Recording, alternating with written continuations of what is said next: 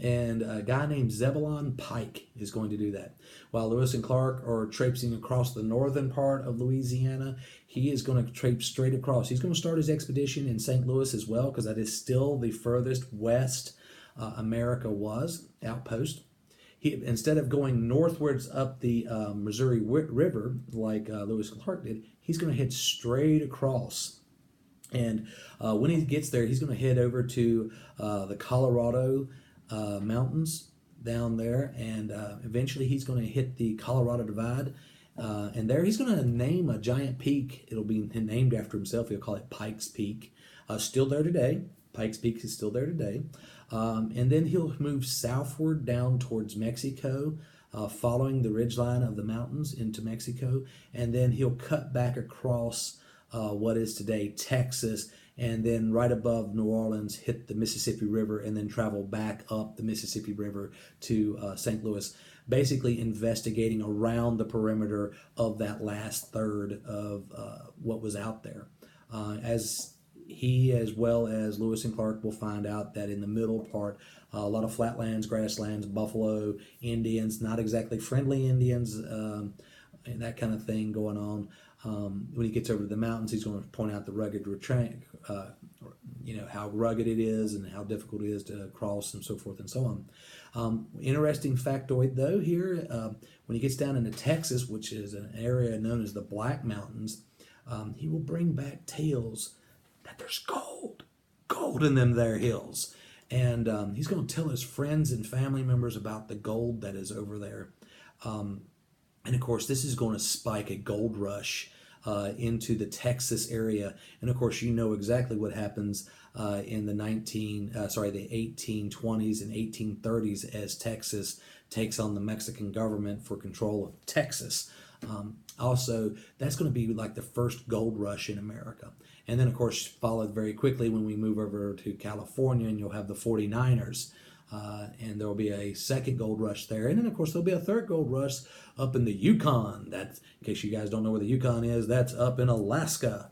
So, go up into Canada and head for Alaska looking for gold. Gold fever is going to be the earmark of the next 50 years of exploration, along with, all the prosperity and the possibilities of all that land out there. What can we do with it? Zebulon Pike will not get as much recognition as Lewis and Clark. He will eventually die during the War of 1812 in 1813. We'll get into that in a few weeks. But he will be a great explorer, and one I think is obviously overlooked. But I will say that he did keep some things that he discovered for himself and his friends and family. And of course, like I said, if you found gold, would you tell everybody where it was? So, kind of an interesting little sidebar note there for him. Last but not least, Federalist opposition. Obviously, like I said, the Federalist Party was very much against the purchase of Louisiana. I'm not so sure that they were really against it because that we bought it, or more the fact that it was Thomas Jefferson that bought it. This, like I said, was the kind of thing that a Federalist government would have done. However, in this particular case, it was one of those things that continued to give the Federalists, why didn't we do it? But along with that also will be Aaron Burr. Aaron Burr, if y'all remember him, he was the vice president of the United States. He only was vice president for one term. Thomas Jefferson will drop him after the first term. Aaron Burr will run for governor of New York in 1804, looking for a new job. And of course, who his nemesis is. That would be Alexander Hamilton. Alexander Hamilton is going to campaign against him, not actually campaigning for the job, but go out there and make speeches and let people know that Aaron Burr is not someone you want running anything. And because of this, there is going to be, of course, some backlash. Burr had become obsessed with the idea that Alexander Hamilton was trying to ruin him in every aspect. And in a sense, you kind of get the feeling that Aaron Burr had a little bit, right there to complain about. Hamilton had gotten involved in the Electoral College in 1800 and messed it up and cost Adams a second election.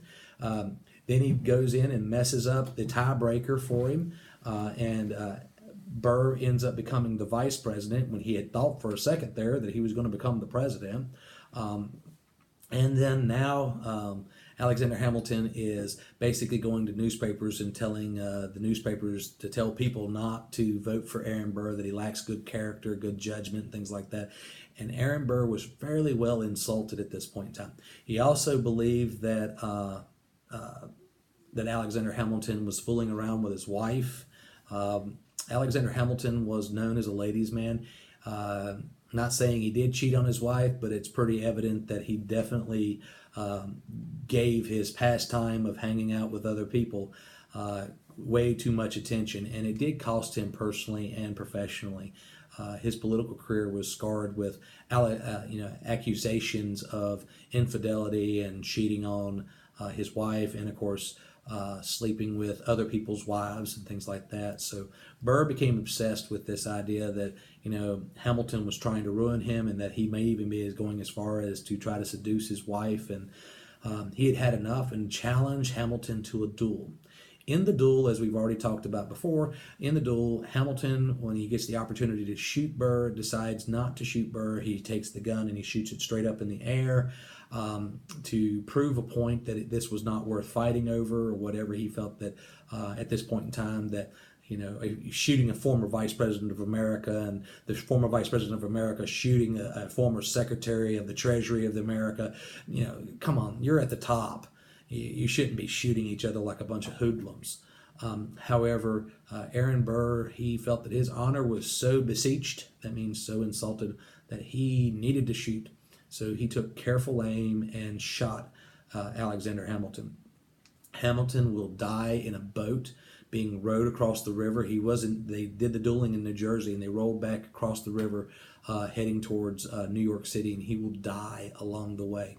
Depending on who you look at and so forth and so on, most people will agree with the fact that Alexander Hamilton was gut shot. Some say he was shot in the head, and sounds different places. But the bottom line is Hamilton shot, he dies. Burr isn't ever remembered for being a great statesman or president, vice president of America. He's remembered as being the low-down dirty dog who shot and killed Alexander Hamilton. He'll die a very bitter, not well liked, and he will pretty much, all the wrongs in his life he will blame on Alexander Hamilton. And even despite the fact that Hamilton's dead, I don't think he ever gets over it. I think he just, he thought it would make him feel better to kill Hamilton, and I don't think it worked for him. I think he just pretty much continued to, if it wasn't been for Hamilton, the rest of his miserable life. But in the end, he will kind of fall out of history as a great man and be labeled the guy who, killed Alexander Hamilton. Sad story, and that's the way it ends. It's what happens to you when you let your anger get the better of you. But there you are. This is the end of section 2. I'll try to put up section 3 tomorrow for you guys, since I'm not going to be there as well tomorrow. So good luck to you, and hope that these notes work for you. If you have any problems, please make sure that you contact me. And also, if you did not get the notes online, they are posted right above this in a PDF form, the PowerPoint. I put it in a PDF for you. Please make sure you finish copying down the notes, study the information. Don't forget to do your blog, number 15, and don't forget to do the activities for the Lewis and Clark expedition. Especially watch that cartoon that I put on there for Sacagawea. It gives a little bit more history, and don't forget to fill out that crossword puzzle I gave you on the Lewis and Clark expedition. And also, don't forget to turn it in. Make sure your name's on it. Put it in the box in the back of the classroom. I'll see you guys in a couple days. Peace.